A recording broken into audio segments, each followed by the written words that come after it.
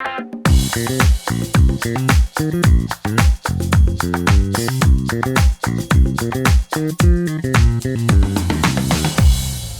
up, Colorado Realtors? I'm Scott Peterson. Thank you for joining me for another edition of Legal Bites. Now, this is a special edition because we're making some changes around here. My partner in crime, Monica, she's my steady Eddie. She handles all the production on this stuff. And Monica came to me and said, Scott, we've gotten stagnant in Legal Bites. It's gotten flat. Your energy level is down. You're not as excited as you once were about doing these things, and therefore I'm not doing them enough. And that's a problem. I'm hearing it from you guys. So we decided, hey, we're going to reinvent this. We're going to reinvent the entirety of Legal Bites. We went to the board of directors and we got a massive budget augmentation. I know that's hard to believe in these thin times. And we're going to take Legal Bites on the road, not just out of the studio and not just into the office. We're going across the country. We're going international with this thing. So stay tuned because it's going to be really, really, really good. Now let's go check things out. All right, Realtors. I told you we're getting out of the studio, and first time, we didn't go too far, just baby steps here. First time baby steps. We just went out of the office, out of the studio and into the office hallway and came around the corner down into the car lobby, which is where we're at now. But give us time, we're going big places, I promise you that. On today's edition of Legal Bites, I'm gonna talk a little bit about the Clear Cooperation Policy.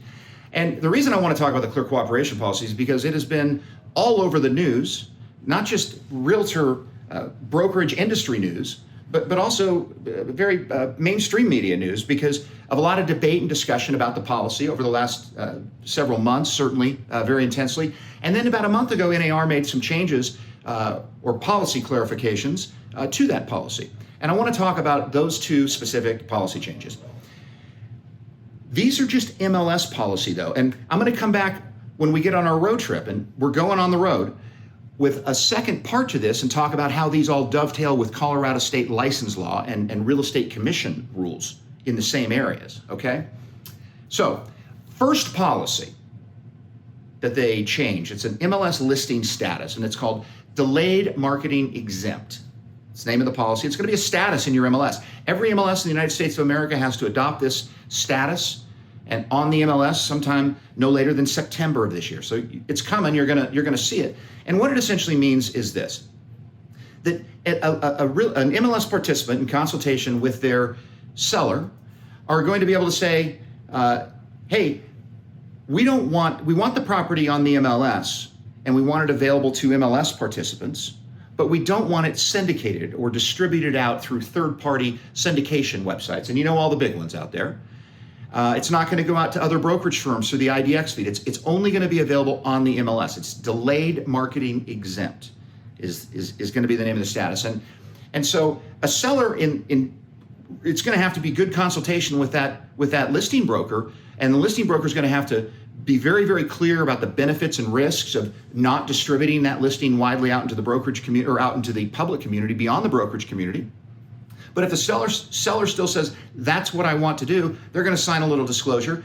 And based on whatever the individual MLS may adopt, a listing broker is going to be able to put that listing up on the MLS. It's going to be available and viewable and findable by other MLS participants, but it's not going to be distributed outside the office for whatever period of days the individual MLS decides that they want that policy to be. It could be 5 days, 10 days, 500 days. It's going to be up to the individual MLS to determine how many days, once it's entered into a delayed marketing exempt status, that listing will flip to an active status and then just become distributed like any other listing out to all of the public portals that are available out there.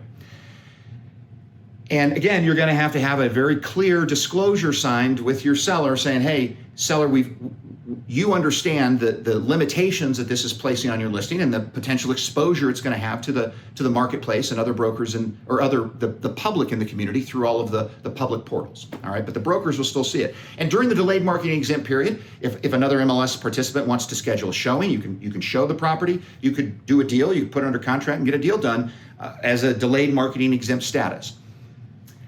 That's the one policy that I wanted to talk about there. The second policy is what they called, NAR described as a policy clarification. And really it's, to my mind, a new policy. And the policy clarification was to the Public marketing. What is the definition of public marketing? And public marketing, since Clear Cooperation was adopted in 2019, has always been considered to be anything that is marketed outside of the brokerage office. So the individual brokerage office, if you're doing anything outside of that office, then that is public marketing, and that triggers the requirement of Clear Cooperation that says, hey, you got to, once you do any public marketing, you got to have it listed on the MLS within 1 business day. And so NAR, when they announced the status, the new status, they also announced or clarified that one-to-one marketing is not, in fact, public marketing for the purposes of invoking the Clear Cooperation policies. Well, what does that mean? It means that if you're a broker, you're able to, or a listing broker, you're able to market a property outside of your brokerage office, anywhere you'd like. You just can only do it on a one-to-one basis. So let's say that you want to distribute an email about your new listing out to 1,000 different brokers and 500 brokers and 500 consumers. You want to send it out.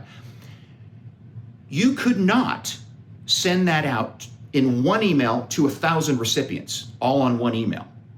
But you could send that out in 1,000 different emails to each one of those same 1,000 recipients, and that would not be public marketing, which would not invoke the Clear Cooperation policy. So it's a pretty significant, in my view, expansion of the ability of a listing broker to market outside their brokerage office, as long as they're only doing it on a one-to-one basis, versus what I think has always been considered public marketing, and that's anything done outside of the brokerage office, including on a one-to-one basis.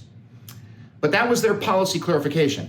And I think that policy clarification, which presumably has already gone into effect, because that was just that from the day NAR announced that policy clarification, there'd be nothing that would prohibit any brokers from using the one-to-one marketing and avoiding the public marketing expectation. So it's already in place.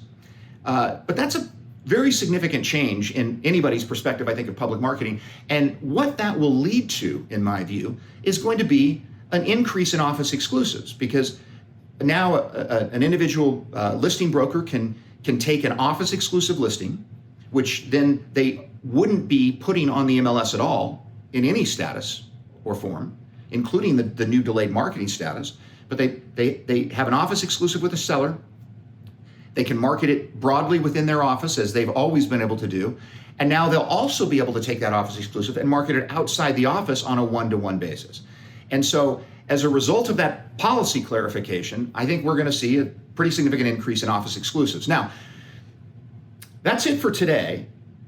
And Monica and I are getting on the road, and we're heading to our new destination. And our new destination, our next destination in this new rethunk Legal Bites, I'm going to be coming back and talking to you about the implications of the expansion in office exclusives, and kind of where the division of real estate and Colorado license law fits in to this discussion as well, because that's going to have some implications too. Whereas previously, the division of real estate never cared or never enforced Clear Cooperation policy, remember, because that was just MLS policy. So now for the big reveal. Our next Legal Bites, we are headed, you're not going to believe this, and I've never been in my life before, but I'm very excited. We are headed to Niagara Falls in upstate New York to handle the next edition of Legal Bites. We're going to see you there. And remember, in the meantime, you can always find us on the Car Legal Hotline, 9 to 12, 1 to 4, Monday through Friday. If you call when I'm not answering, you're going to get a competent real estate attorney to talk to. We'll see you on the next edition of Legal Bites.